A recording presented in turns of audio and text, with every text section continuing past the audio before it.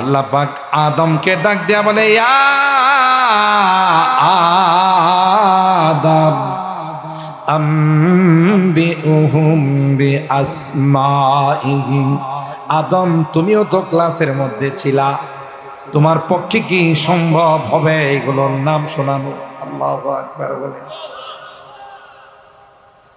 হযরতে আদম আলাইহিস সালাম বলতে দেরি হয়, সমস্ত বস্তুর নাম ফাসাম্মা কুল্লা শাইইন বিইসমিহি ওয়া হিকমাতিহি আল্লাতী খুলিকা লাহা।